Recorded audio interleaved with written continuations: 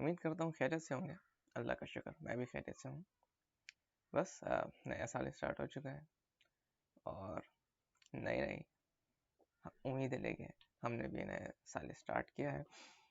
अब ये है कि ये वीडियो काफ़ी पहले से मैं बनाने का सोच रहा था, वीडियोस का सिलसिला काफ़ी पहले से स्टार्ट करने का मैं सोच रहा था, लेकिन बस मैं कर नहीं पा रहा था। पहले मैं सोच रहा था मेरे पास चीज़ें पूरी हो जाएं या सेटिंग मेरी पूरी हो जाए या कुछ और मेरा जो है मतलब कि सारे रिसोर्सेज पूरी हो जाएं या मैं स्क्रिप्ट लिखूं वगैरह वगैरह। लेकिन अब मैंने सोचा कि भाई नहीं, नया साल स्टार्ट हो गया, नया काम भी स्टार्ट हो जाना चाहिए टाइम से, बस। वरना पिछले पूरा साल भी ऐसे ही हुआ था। अब मसला सवाल ये है कि नया साल स्टार्ट तो हो गया है, लेकिन पहले भी पिछले साल भी मतलब एक बार फिर नया साल स्टार्ट हुआ है। पिछले साल भी ऐसा हुआ था, हमने सोचा था कुछ नया करेंगे।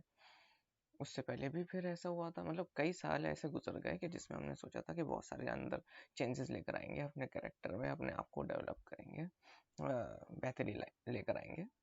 लेकिन आपको पता है न्यू ईयर की मोटिवेशन तो फिर वो कुछ ज़्यादा देर पा नहीं होती। तो इसकी वजह क्या है असल में, मतलब फिर हल क्या है इसका प्रॉब्लम। पहले तो ये समझा जाए कि एक प्रॉब्लम है, ठीक है, ये सब तो हमें पता है ना कि हमें इम्प्रूव करने की ज़रूरत है।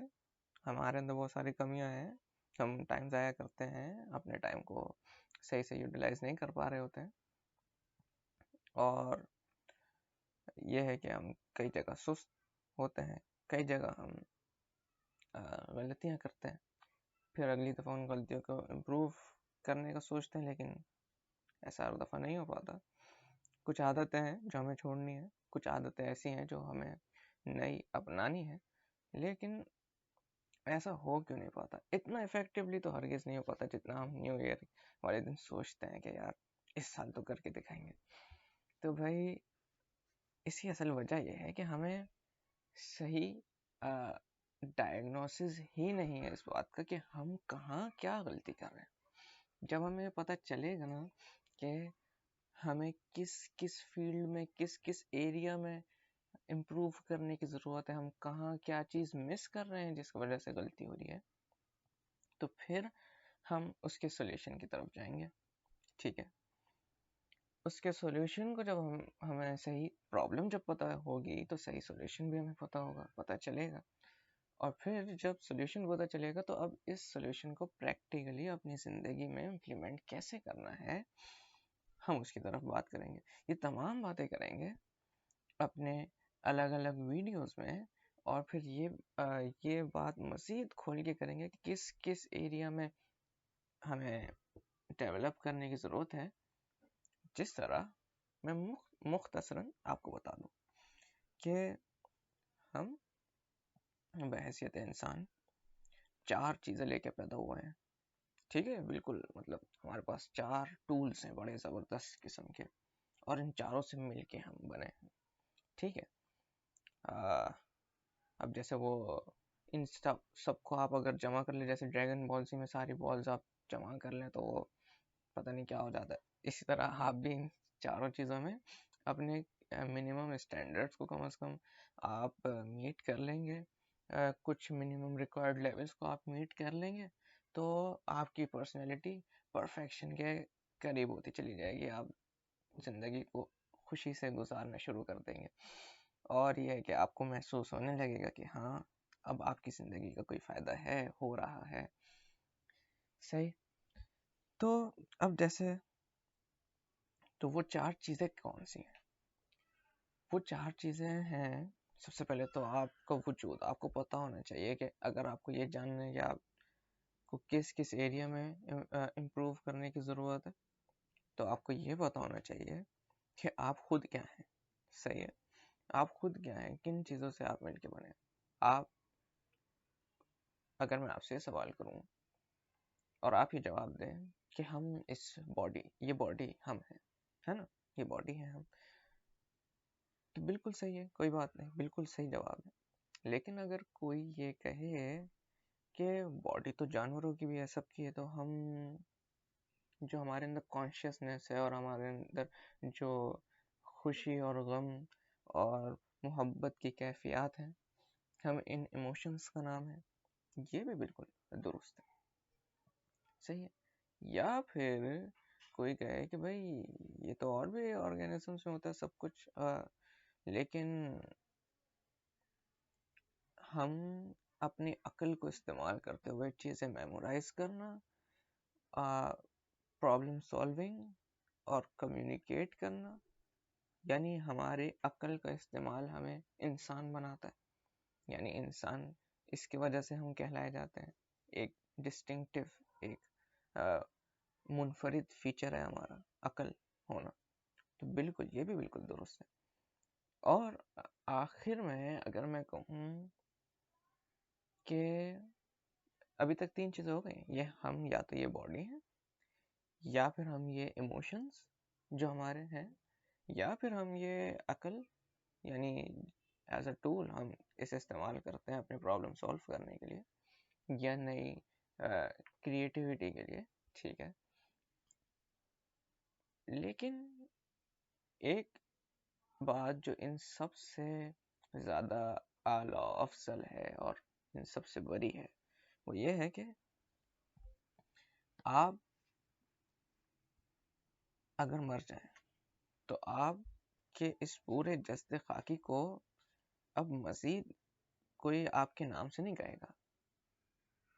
अब आपको कहा जाएगा कि जनाजा यहाँ से वहाँ रख दो, ये जनाजा उठा लो, जनाजा ले जाया जा रहा है, या मैयत को गुस्ल दिया जा रहा है। अब कोई आपको आपके नाम से नहीं पुकारेगा। तो वो वाला फैक्टर क्या था जो आपको कंप्लीट कर रहा था जब आप जिंदा थे? इसको मैं ऐसे समझता हूँ कि अगर आपसे आपकी आंखें छीन ली जाएं तो इसका ये मतलब तो नहीं है कि आपकी ज़िंदगी ख़त्म हो गई। इसी तरह अगर आपसे आपके कान छीन लिए जाएं और एक एक करते करते एक एक सेंस को आपसे ले लिया जाए वापस, तो इसका मतलब तो ये ज़रूरी तो नहीं है ना कि आप नहीं है। यानी एक बंदा अगर सो रहा है या कोमा में है तो इसका ये मतलब तो नहीं है कि वो शख्स मर गया। तो क्या डिफरेंस है उसमें जो एक शख्स जिंदा है और एक शख्स मरा हुआ है? वो है आपकी रूह, आपकी सोल, आपका जिंदगी का एसेंस, जिसको ये समझा जाता है कि एक मुकर्रर वक्त था जिस वक्त में वो आपके जिस्म से मिला, वो रूह, वो एसेंस आपके जिस्म से मिला, एक अरसा उसने गुजारा और फिर वापस जहाँ से वो आया था अपनी बड़ी ही कॉस्मिक रियलिटी में से वापस वहीं पे चला गया, सही है। तो ये 4 एरियाज हैं। और दूसरे अल्फाज में एजुकेशनल साइकोलॉजी के अंदर एक टर्म यूज होती है होलिस्टिक डेवलपमेंट। होलिस्टिक डेवलपमेंट के यही 4 डोमेन्स हैं और ये एजुकेशनल साइकोलॉजी है, मैं कोई स्पिरिचुअल या रिलीजियस बात नहीं कर रहा। 4 जो हमारे पास ये डोमेन्स हैं, इनके नाम हैं body, mind, heart and soul. ये 4 ये मिलके हमारी एक पूरी बॉडी बनाते हैं। अच्छा, जब हमारी एक पूरी बॉडी कंप्लीट हो गई, एक आप अपने आप में इन सारी चीज़ों को इम्प्रूव कर लिया, अब आप आते हैं अपने माशरे में, अपने घर में, अपने घर से बाहर, यानी कम्युनिटी में, अपनी सोसाइटी में।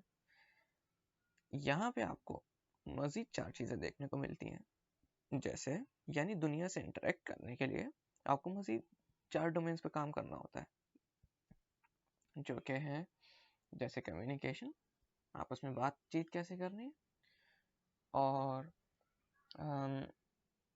लेन देन, ठीक है, फिजिकली। और कम्युनिकेशन का तो ये मतलब हो गया ना कि आपने अपने आइडियाज़ किसी को देने हैं, अपना ख्याल किसी को देना है और किसी का ख्याल सुनना है, समझना है, ये हो गई कम्युनिकेशन। और एक्सचेंज यानी लेना देना, आज के दौर में हम इसको खरीदो फरोख्त कह सकते हैं। इसके अलावा हम दुनिया से इंटरेक्ट करने के लिए टूल्स का इस्तेमाल करते हैं कि किस टूल को किस जगह कब किस वक्त इस्तेमाल करना है, सही। और आजकल के दौर में हम अपना आसपास के टेक्नोलॉजिकल रेवोल्यूशन के तहत बनने वाली नई नई ये सारी नए नए टूल्स, नए नए मशीन्स को हम कंसिडर कर सकते हैं। यानी आज हम डिजिटल स्किल्स का नाम भी इनको दे सकते हैं, ठीक है। और अब क्योंकि डिजिटल एक बहुत बड़ी फील्ड बन गई है, डिजिटल स्किल्स और टेक्नोलॉजीज को इस्तेमाल करना, उनको सीखना, तो इसको मैं दो हिस्सों में कर देते हैं हम, कि एक डिजिटल स्किल्स यानी टेक्नोलॉजी वगैरह का इस्तेमाल सीखना, और एक नॉर्मल टूल्स या घर गृहस्थी के अंदर किस तरह आप अपने मतलब नॉर्मल कारपेंटिंग हो गई या स्कल्पटिंग हो गई या प्लम्बिंग हो गई या और भी जितनी भी चीज़ें हम नॉर्मल घर वगैरह में इस्तेमाल करते हैं, यानी टूल्स का इस्तेमाल, उसको आजकल के दौर में दो हिस्सों में तकसीम किया जा सकता है, डिजिटल और मैनुअल। सही। इसके अलावा तो ये चार चीज़ें हो गई इंशाल्लाह। तो ऐसा करेंगे कि अभी तो ये मैंने सिर्फ एक इंट्रोडक्टरी वीडियो बना दी है, और ख़ास तौर पे ये वीडियो करीबी दोस्तों के लिए है, जिनको मैं ये वीडियो खुद इसका लिंक सेंड करूँगा प्राइवेटली। सही है। और आप लोगों से क्योंकि बातचीत रहती है वैसे भी इन मौज़ूआत पर, लेकिन अब ये है कि बाकायदा आगाज़ किया जाएगा। मैं बाकायदा एक पैटर्न के तहत प्रॉब्लम, उसका एनालिसिस, फिर उसका सोल्यूशन, और उस सोल्यूशन को किस तरह इम्प्लीमेंट करना है, एक एक प्रैक्टिकल चीज़ मैं जो हूँ इंशाल्लाह अब गुफ्तगू में रखेंगे इस बात को। और ये होगा कि मैं एक ही वक्त में ज़्यादा लोगों को एक वीडियो अगर भेज दूँगा तो ज़रा फ़ायदा हो जाएगा, ठीक है। अभी इसको इस छोटे स्कोप पे ही अपने दोस्तों के लिए, अपने जानने वालों करीबी अहल वयाल के लिए ही ये स्टार्ट किया है वीडियो बनाना। बाद में देखेंगे कि क्या होता है।